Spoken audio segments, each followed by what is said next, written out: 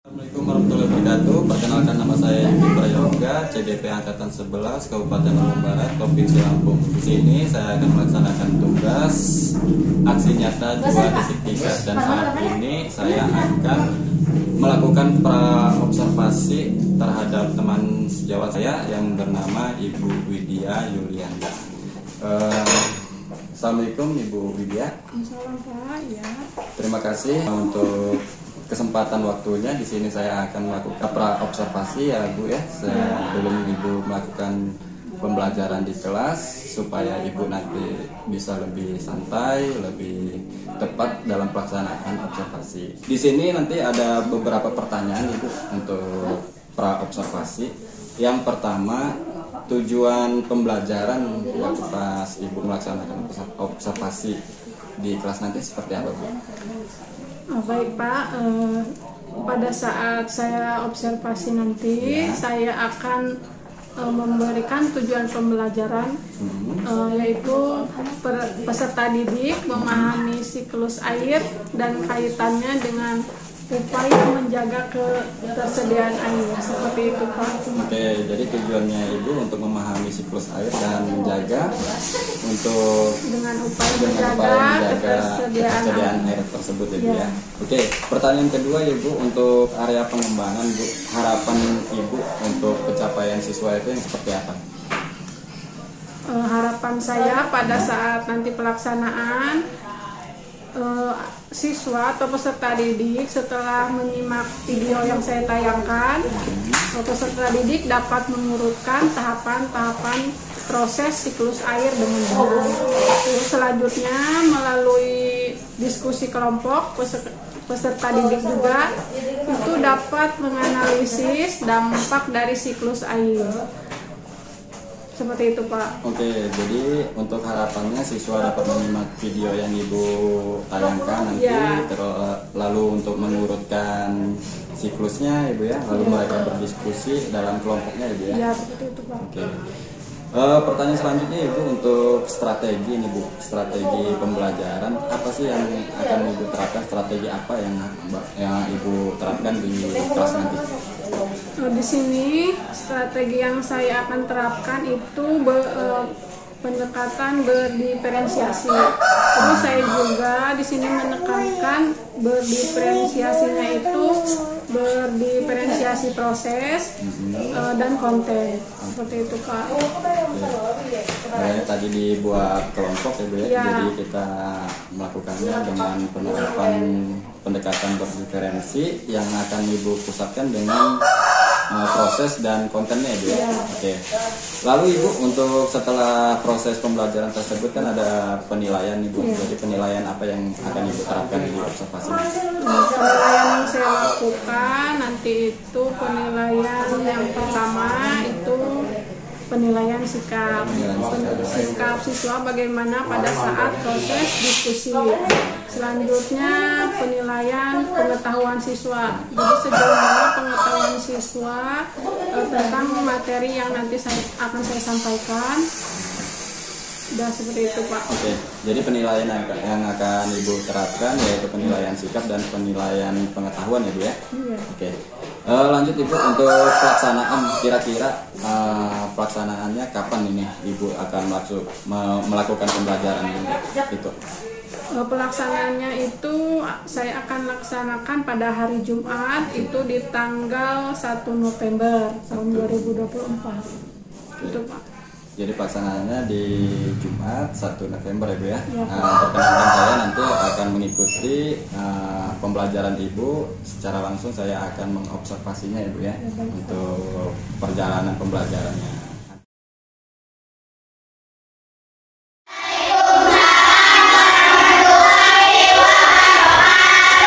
Bagaimana kabarnya hari ini? Baik. Sehat semua? Sehat. Ya, sebelum belajar ada baiknya kita berdoa terlebih dahulu. Siapa yang mungkin doa ini? Ayo, pada Fadila. Doanya pimpin. Semua siap, berdoa mulai.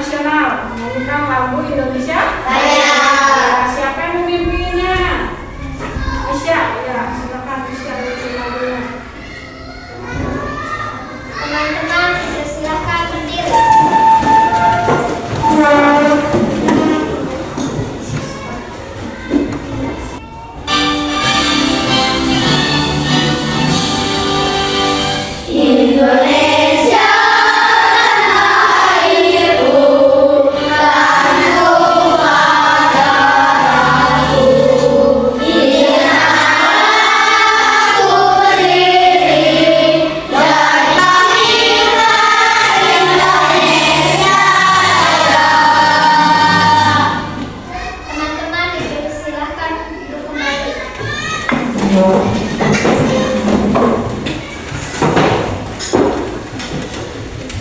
tadi kita sudah menyanyikan lagu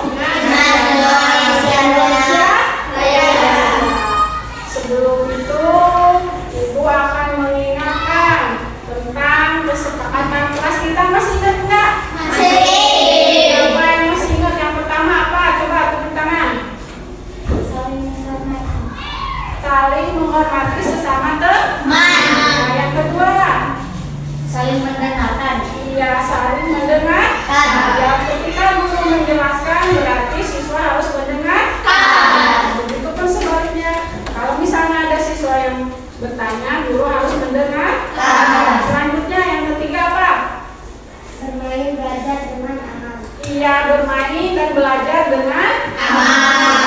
Bermain yang aman-aman aja ya, jangan sampai saling menyakiti temannya. Selanjutnya apa lagi? Mengerjakan tugas dengan tanggung jawab. Iya, mengerjakan tugas dengan tanggung jawab. Ketika mengerjakan tugas harus benar-benar dikerjakan. Jangan sampai ditunda-tunda, apalagi sampai mempunyai telat. Ada lagi selain itu udah cukup ya. Itu tentang kesepakatan kelas kita. Nah, sebelum belajar persiapan dulu alat tulisnya. Udah siap belum? Dulu.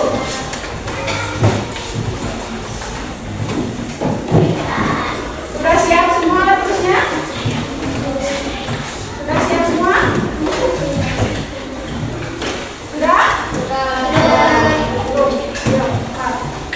Nah, kalau sudah berarti kita sudah siap untuk belajar. Udah bisa semangat belajar? Sudah. Coba sekarang sebelum belajar tepuk dulu. Tepuk kelas 5.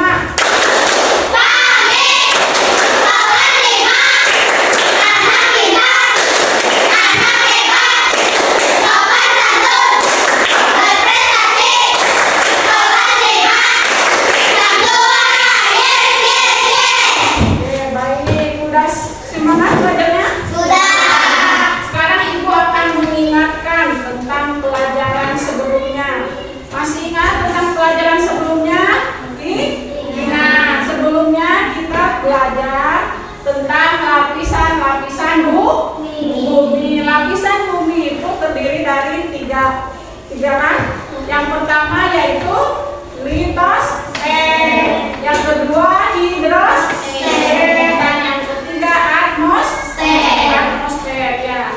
Nah, hari ini kita akan belajar yang berhubungan dengan hidrosfer, siklus hidrologi. Ya, siklus hidrologi. Nah, sebelum itu Ibu akan bertanya ya, kira-kira kenapa air di bumi kok tidak habis-habis ya? Ada yang tahu? Kenapa? Kira-kira karena ada apa? Adanya hujannya ya, benar nggak? Terus apa lagi? Adanya matahari. Adanya apa lagi? Matahari. Pernah lihat matahari nggak? Terus sekarang Ibu bertanya lagi, apa kalian tahu tentang siklus air? Siklus air adalah proses alam yang sangat penting bagi kehidupan di bumi. Ya, betul sekali. Itu tentang siklus air, proses daur ulang yang ada di bumi. Daur air yang ada di bumi. Nah, sebelum ke materi, Ibu akan menyampaikan tujuan pembelajaran hari ini. Ibu tunjukkan ya tujuannya apa saja. Nah, ini dia tujuannya. Yang pertama, melalui tayangan video, peserta didik dapat menurutkan tahapan siklus air dengan benar. Nah, yang kedua, melalui diskusi kelompok, peserta didik dapat menganalisis dampak siklus air pada peristiwa di bumi serta kelangsungan makhluk hidup dengan tepat. Nah, itu tujuan pembelajaran hari ini. Di sini ada video tentang materi siklus air. Nanti simak baik-baik ya. Ya.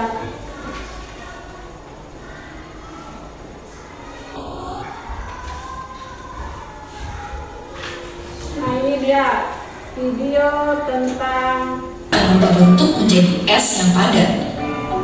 Apabila air dipanaskan, maka akan menjadi uap air yang tidak terlihat oleh mata.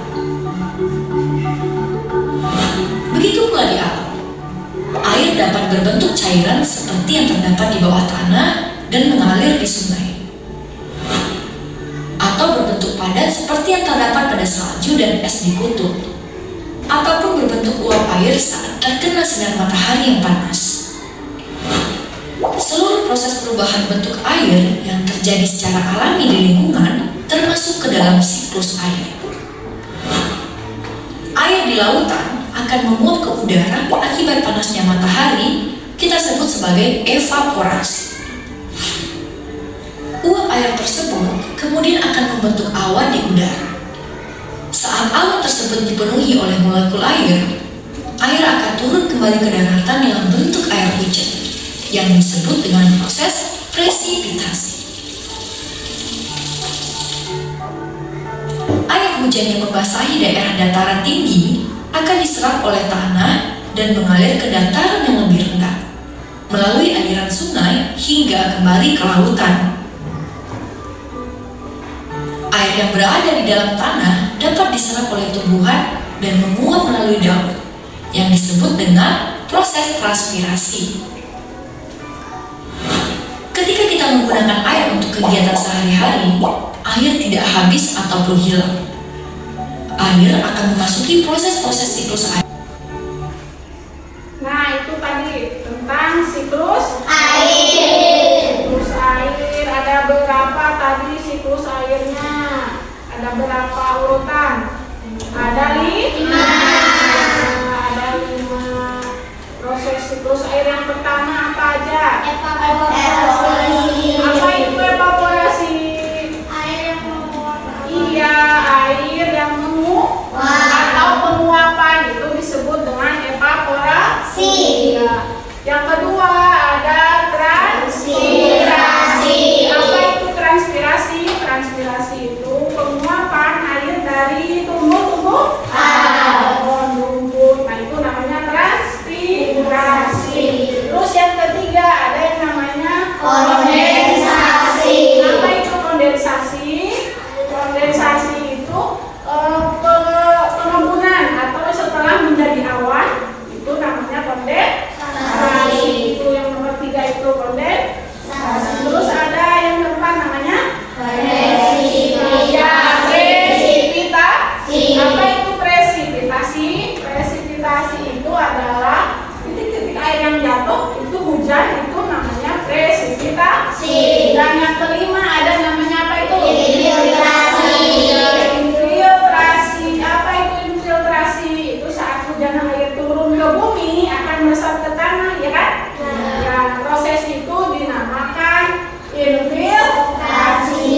Nah, itulah tahapan dari siklus air. Yang pertama apa? Evaporasi. Yang kedua Transpirasi. yang ketiga Kondensasi. yang keempat Presipitasi. yang kelima. Infiltrasi. Nah, itu dia. Nah, sekarang ibu mau memberi permasalahan yang akan kalian kerjakan nanti pada saat diskusi tentang siklus air. Nah, nanti kalian harus mencari tahu mengapa air itu sangat penting. Sangat penting. Terus bagaimana jika siklus air terganggu, terus apa dampak negatif yang akan terjadi dan bagaimana solusi untuk menanggulanginya. Ya, itu nanti yang akan kalian pelajari siklus air tadi. Ya. Ada yang ingin ditanyakan atau tidak? Ada yang mau bertanya? Kalau mau bertanya silakan sebelum ibu selanjutnya. Tidak ada? Ya, jika tidak ada, ibu akan membagikan kelompok sekarang sesuai dengan minat belajar.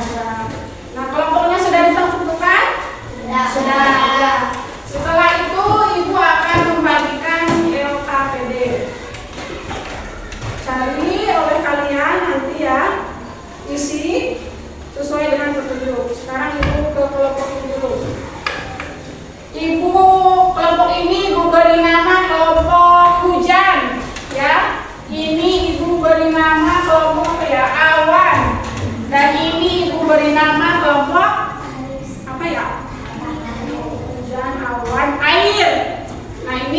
diberi nama kelompoknya apa tadi? Air. Nah, untuk kelompok hujan, ini dia LKPD-nya. Silakan diisi, terus ikuti petunjuknya. Kelompok ini bisa memilih topik mana yang kalian pilih. Ada 3 topik ya. Nanti mau pilih yang mana? Sesuai kesepakatan, pilih yang mana? Yang topik proses siklus air. Nah, sekarang coba isi dulu. Sekarang ini kelompok apa tadi namanya? Ya, kelompok awan. Ini dia KPD-nya, silakan diisi sesuai petunjuknya ya. Nah, kelompok ini sesuai kesepakatan. Coba pilih topik yang mana? Ya, solusi atau cara menanggulanginya ya. Ya, silakan isi dulu. Nah, sekarang kelompok air. Ini LKPD-nya, kalian silakan baca, isi sesuai petunjuk, sesuai kesepakatan memilih topik apa.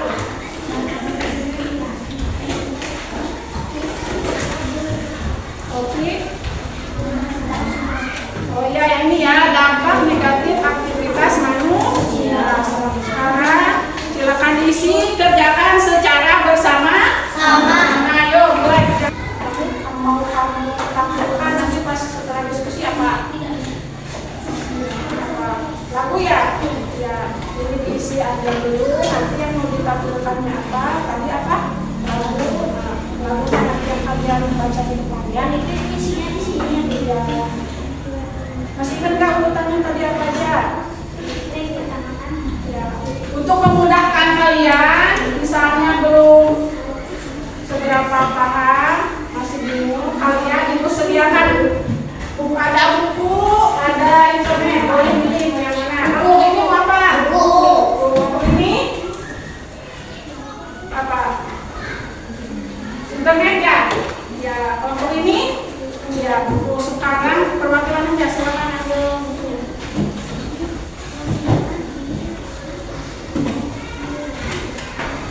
Mana kelompok ini? Ada ya?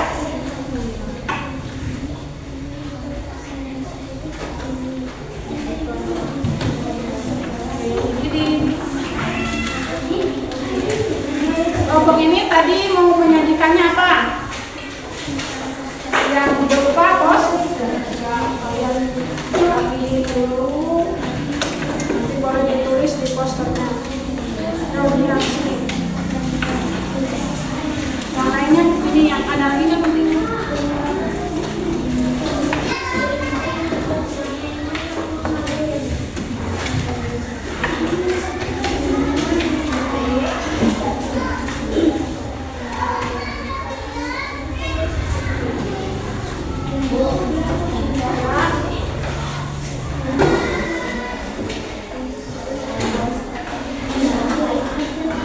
Ya, tapi kalau juga harus dengan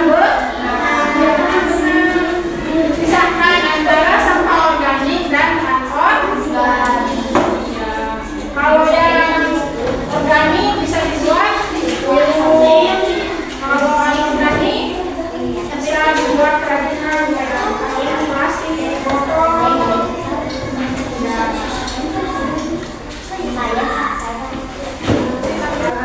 Kita akan siap-siap setelah tadi kalian sudah mengerjakan KDP, mengisinya, siap-siap untuk maju ke depan untuk mempresentasikan atau menyajikan kepada teman-temannya hasil diskusi kalian. Maju duluan, kelompok apa? Hujan. Ya, kelompok hujan. Ya, coba kelompok hujan boleh maju.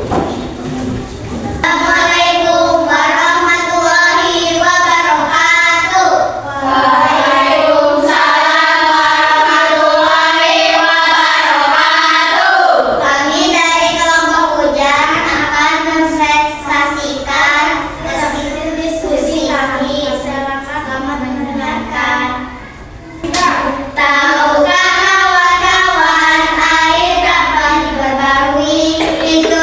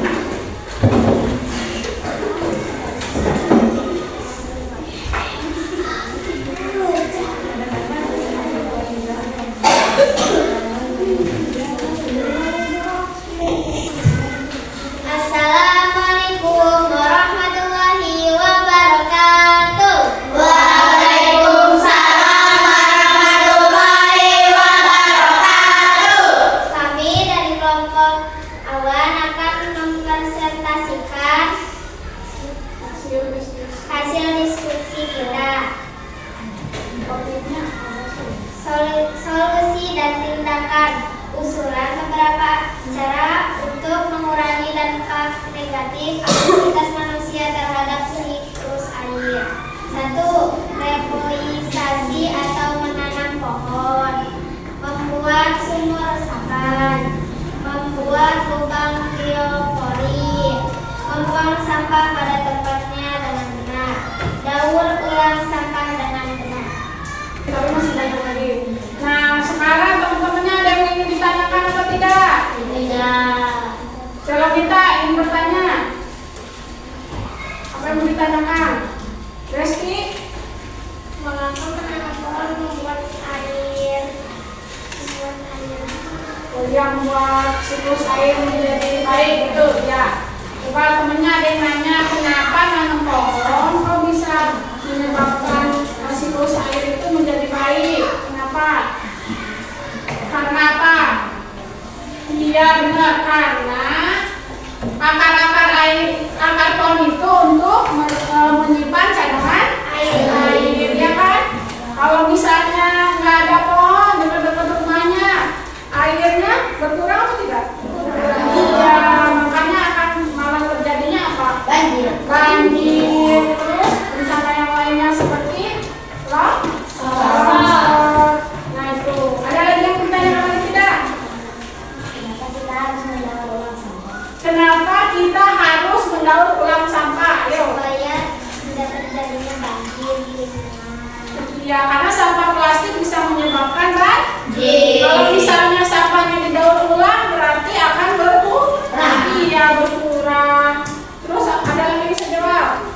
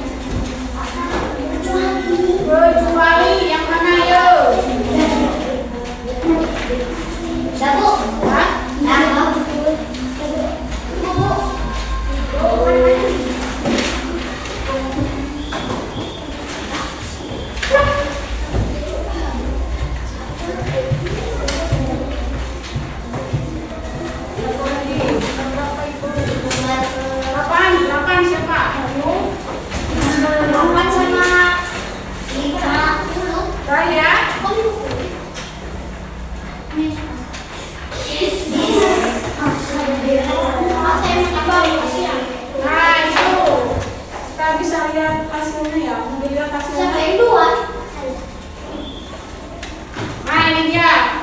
Kamu betul berapa? Salahnya berapa? Kalau yang 1 masalah. Ibu akan memberikan lembar refleksi kepada kalian. Kalian isi dengan beri tanda checklist dari selama dan selalu. Isi ya.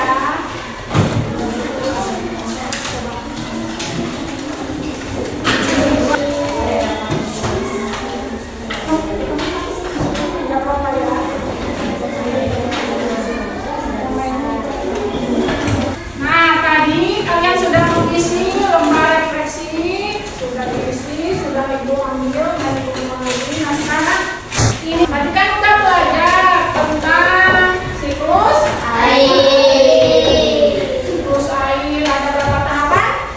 5. Pertama, evaporasi,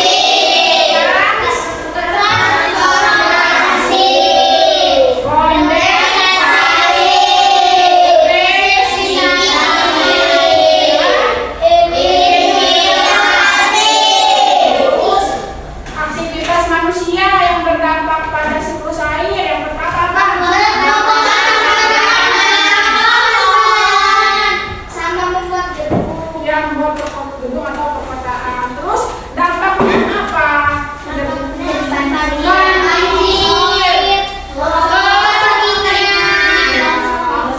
Terus cara menanggulanginya gimana? Membuang sampah pada Ya, buang sampah pada tempatnya. Terus menanam pohon kembali. Terus ya. Nah, siapa yang memberi kesimpulan? Ya, Pak. Yo, apa kesimpulan belajar hari ini? siklus air adalah proses alam yang sangat penting bagi kehidupan di bumi. Namun aktivitas manusia dapat mengganggu keseimbangan siklus air dan menimbulkan dampak negatif. Oleh karena itu kita perlu menjaga kelestarian lingkungan pengelola. Nah, itu dia kesimpulan pembelajaran hari ini. Beri tepuk tangan untuk presiden. Nah, demikianlah pembelajaran hari ini. Sebelum menutup pembelajaran, kita berdoa terlebih dahulu. Doanya dipimpin oleh Safira. Ayo, Safira beri doa. Bismillahirrahmanirrahim. Wala atawassaw bis-sabr.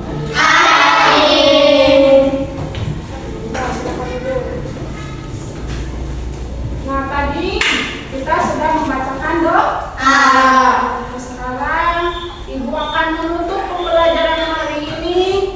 Ibu menutupnya dengan wassalamualaikum warahmatullahi wabarakatuh. Baik.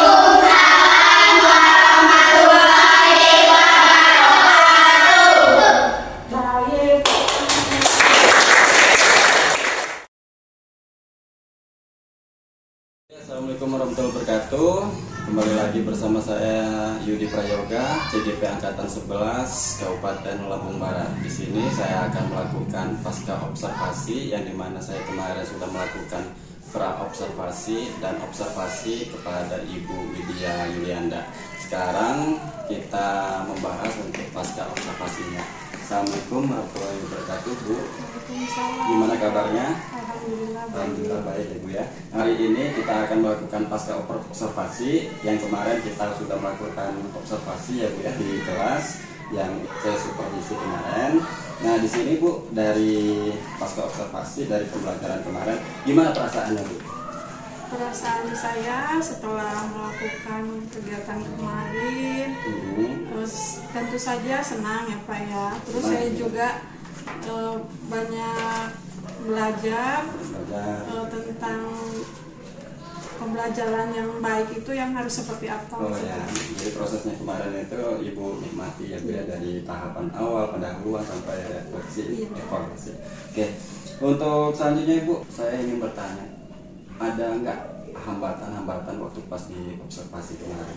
Oh iya Pak, masalah hambatan yang saya hadapi itu kemarin pada saat saya akan menampilkan video melalui media YouTube itu ya, media pembelajaran itu, saya terkendala dengan waktu. Jadi sebelum kegiatan saya menyiapkan itu terlalu lama. Jadi menyediakan waktu itu waktu pas di jam pelajaran iya, itu. Pak. Jadi waktunya itu terpotong karena kegiatan saya menampilkan video itu, jadi lama. Ada kendala lainnya? Selain itu ada lagi, ini pada peserta didik, jadi mereka itu pada saat kegiatan diskusi aktifnya itu tidak menyeluruh, jadi hanya siswa itu yang pintar, yang kemampuannya lebih dari yang lain, yang hanya bisa memberikan pendapat, itu bertanya seperti itu Pak, jadi nggak menyeluruh gitu. Jadi yang saya simpulkan Bu, hambatan yang Ibu hadapi ketika observasi kemarin, yang pertama untuk penyediaan media pembelajaran ya, menyita waktu Ibu di saat jam pelajaran dimulai. Lalu kendala hambatan kedua yaitu siswanya tidak menyeluruh atau beberapa yang hanya aktif itu ya. Jadi kira-kira yang menurut Ibu baik itu Bu untuk menyelesaikan hambatan-hambatan Ibu itu seperti apa?